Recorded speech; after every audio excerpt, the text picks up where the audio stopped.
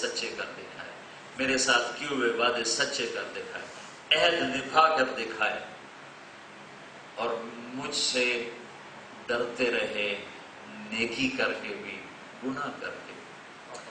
بعضوں کو شیطان نیکی میں تکبر دے دیتا ہے، وہ متکبر ہو جاتا ہے۔ بہت سی بے دینی دیندار لوگ پھیلا رہے ہیں اپنے تکبر کی وجہ سے، اور ایک پیسے کا تکبر ہوتا ہے وہ چھوٹا ہے، ایک نیکی کا تکبر ہے وہ بہت خوفناک ہے۔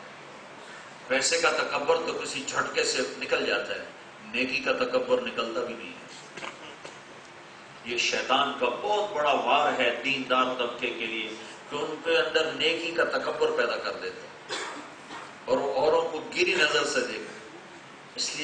اس لیے کبھی کسی کے عیب مت بولا کرو، کبھی کسی کی برائی مت اچھالا کرو۔ نیک سے نیک آدمی بھی خطا کرتا ہے، دیکھو یہ کیا کرتے ہیں، دیکھو وہ کیا کرتا ہے، دیکھو وہ کیا کرتی ہے، اس سے تالا لگا لو ورنہ اللہ رسوا کر دے گا قیامت کے دن۔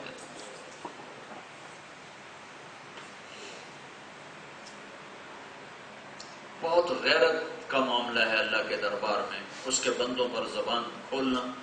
تو ٹھیکیدار ہے میرے بندے کا، کیوں تو نے میرے بندے کے عیب کھولے؟ تو جب شیطان مایوس ہو جاتا ہے، نہ زنا کروا سکا، نہ شراب پلا سکا، نہ جوا کھلا سکا، نہ سود پہ کاروبار کروا سکا، نہ جھوٹ بلوا سکا، نہ نماز چھڑوا سکا، ہر چیز میں وہ پاس پاس پاس، تو ایک اس کے پاس پتا ہے جو پھینکتا ہے، اس کو نیکی کے تکبر میں پھنسا دیتا ہے۔ الحمدللہ ہم تو یہ کرتے ہیں، دیکھو اس کو طارق جمیل کو کہتا کچھ ہے کرتا کچھ ہے، الحمدللہ ہم تو ایسا کرتے ہیں، اور اس کو دیکھو یہ کیا کرتا ہے۔ یہ الحمدللہ صرف ایم لیبل واسطے ہے، اندر میں تکبر بول رہا ہے۔ تو میرا اللہ کہہ رہا ہے میرے وہ بندے جو نیکی کر کے بھی مجھ سے ڈرتے رہے، نیکی کر کے بھی لرزتے رہے۔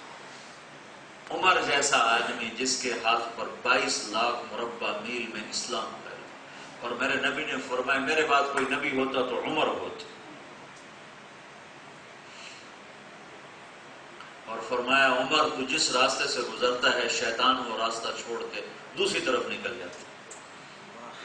اور آپ مسجد میں داخل ہوئے، آپ کے دائیں ابو بکر تھے، بائیں عمر تھے، تو ایسے تینوں اندر آ رہے ہیں، سامنے صحابہ بیٹھے تو آپ نے دونوں کے ہاتھ یوں پکڑ لیا سے، ابو بکر کو ادھر عمر کو ادھر، کہا میری طرف دیکھو، قیامت کے دن ایسے ہی میں اٹھایا جاؤں گا کہ ادھر میرے ابو بکر ہوگا اور ادھر میرے عمر ہوگا۔ یہ ان آدمیوں میں سے، اور سارے صحابہ اللہ کے مقرب اور عالی شان ہیں، واحد صحابی ہیں جن کو اللہ کے نبی نے اللہ سے مانگا یا اللہ مجھے عمر عطا فرما، اور اسلام کو عزت دے عمر کے ساتھ۔ یہ عمر حضرت حذیفہ ایک صحابی ہیں جن کو اللہ کے نبی نے منافقوں کے نام بتائے تھے کہ فلاں فلاں فلاں منافق ہیں، اور یہ آگے تم نے کسی کو نہیں بتایا۔ تو ان سے حضرت عمر پوچھ رہے ہیں حذیفہ میرا نام منافقوں میں تو نہیں بتایا اللہ کے نبی؟ اللہ اکبر، اتنی تواضع، اتنا خوف، میرا نام منافقوں میں تو نہیں بتایا اللہ کے نبی۔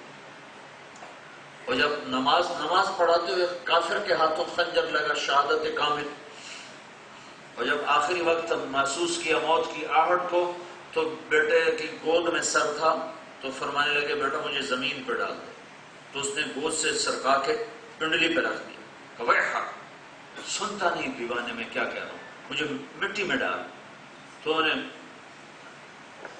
نیچے زمین پہ لٹا دیا، تو اپنے گال یوں مٹی میں یوں ایسے، اور ایسے ایسے اپنا چہرہ مٹی میں ملنے لگے ایسے، اور کہنے لگے ویل لک یا عمر ان لم یغفر لک ربک، عمر تو ہلاک ہو گیا اگر تیرے رب نے تجھے معاف نہ کیا۔ یہ الفاظ کہتے کہتے عمر رضی اللہ تعالیٰ نے جان سے اللہ کے سپرد فرمائی، عمر تو ہلاک ہو گیا اگر تیرے اللہ نے تجھے معاف نہ کیا۔ تو میرا اللہ مرحبا کہہ رہا ہے، مرحبا بعبادی الذین حفظوا وصیعتی وراءوا عہدی وخافونی بالغیب وکانوا منی علی کل حال مشفقین۔ مرحبا میرے سچے بندے، ہمارا سارا بازار برباد ہو گیا جھوٹ پر، سیاست تباہ ہو گئی جھوٹ پر، اور گھر برباد ہو گئے، رشتے ناطے برباد ہو گئے یہ ایک جھوٹ پر۔ اور اللہ کہے گا میرے سچے بندے، پھر کہے گا میرے فرما بردار بندے، پھر کہے گا میرے وہ بندے جو نیکی کر کے بھی مجھ سے ڈرتے رہے۔ تو جب اللہ بولے گا، ایوب علیہ السلام سے کسی نے پوچھا بیماری کے دن یاد آتے ہیں؟ 18 سال بیماری دیکھی، جسم میں کیڑے پڑ گئے، یہ بات ایسی فضول ہے۔ نبی کو اللہ کبھی ایسا نہیں کرتا کہ اس سے کراہت محسوس ہو۔ نبی ہمیشہ خوبصورت ہوگا، نبی ہمیشہ جسمانی عیب سے پاک ہوگا، نبی ہمیشہ عالی خاندان ہوگا، نبی ہمیشہ حسین شکل ہوگا، اس میں کوئی کمی اللہ نہیں چھوڑے، ظاہری شخصیت مکمل ہے۔ ہاں ایوب علیہ السلام کے دردیں ایسی پڑ گئی تھی کہ جوڑ جوڑ ٹوٹتا تھا، شدید قسم کا درد ہوتا۔ تو کسی نے پوچھا حضرت بیماری کے دن یاد ہیں؟ تو فرمایا بیماری کے دن آج کے دنوں سے بڑے اچھے تھے۔ تو اس نے پوچھا وہ کیسے اچھے تھے؟ کہا وہ اس لیے کہ جن دنوں بیمار تھا اللہ روزانہ مجھ سے پوچھتا تھا ایوب کیا حال ہے۔ تو وہ جو ایک دفعہ مجھ سے پوچھتا تھا ایوب کیا حال ہے، اس میں جو لذت تھی نا وہ اب نہیں ہے۔ تو اب اللہ جب گفتگو کر رہا ہوگا اور پردے بھی ہٹے ہوں گے، نظر دیکھے گی، کان سنیں گے، اور پھر میرے نبی نے فرمایا ما منکم من احد الا سیحاضرہ ربہ محاضرہ، تم میں سے ایک ایک آدمی کا اللہ نام لے کے حال پوچھے گا۔ سب جیسے ہمارا مہمان آتے ہیں تو ہم آپ ٹھیک ہیں، آپ خیریت سے ہیں، آپ کا ایک ایک کا حال پوچھتے ہیں۔ دیہاتوں میں ذرا زیادہ اس کا اہتمام ہے، شہروں میں اب کم ہو گیا، ہاں تو ٹھیک ہو جاؤ، تھوڑا کیا تھوڑا کیا تھوڑا کیا۔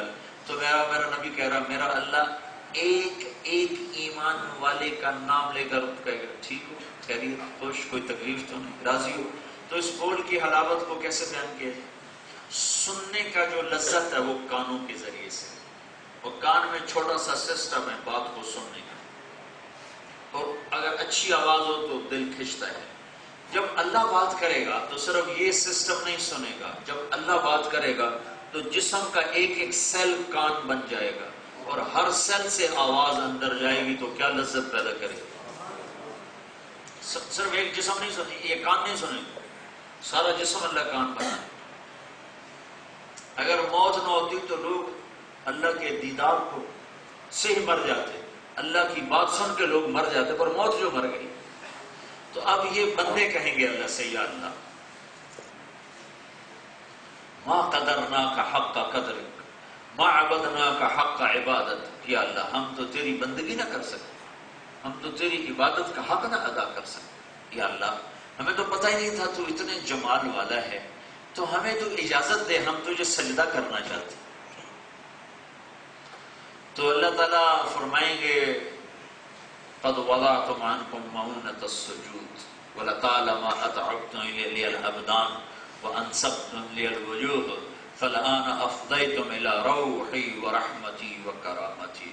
میرے بندو نسبت بدل گئی ہے، دنیا میں تم غلام تھے، میں آقا تھا، اب یہاں تم مہمان ہو اور میں میزبان ہوں۔ لیکن ہم شادی کے موقعوں پر اپنے نوکروں کو بھی کھانا کھلاتے ہیں، دسترخوان میں بٹھا کے کھلاتے ہیں، ان سے کام نہیں کہتے، ان کو کھانا کھلاتے ہیں کہ اب یہ مہمان کی نسبت سے آئے ہوئے ہیں، مہمان کی نسبت سے کام نہیں پھر کہا جاتا۔ تو میرا اللہ کہے گا میرے بندو نسبت بدل گئی، اب تم غلام نہیں ہو، غلام تو ہو اپنی حقیقت کے لحاظ سے، لیکن اب میں نے تمہیں اپنے شاہی دسترخوان پہ بلا کر مہمان بنا دیا، اور مہمان سے کام لینا میزبان کی غیرت کا تقاضا نہیں کرتا کہ مہمان سے میزبان کام لینا شروع کر دے۔ یہ میں نے اسلام آباد میں تمہارے سجدے دیکھے تھے، تمہارا تڑپنا دیکھا تھا، تمہارا رونا دیکھا تھا، اور تمہارا راتوں کو مسلوں کو تر کرنا میں دیکھتا رہا۔ آج تم میری رحمت کے سائے میں ہو، آج تم مانگنے والے بنو میں دینے والا ہوں، تم سوال کرو میں پورا کروں گا، تم تمنا کرو میں دروازے کھولوں گا، اب تم مانگنے میں بخل نہ کرو میں دینے میں بخل نہیں کروں گا۔ تمنوا علیہ، مانگو کیا مانگتے ہو؟ کہیں گے یا اللہ کیا مانگے، سب کچھ تو دے دیا۔ تو اللہ تعالیٰ کہیں گے نہیں آج مانگو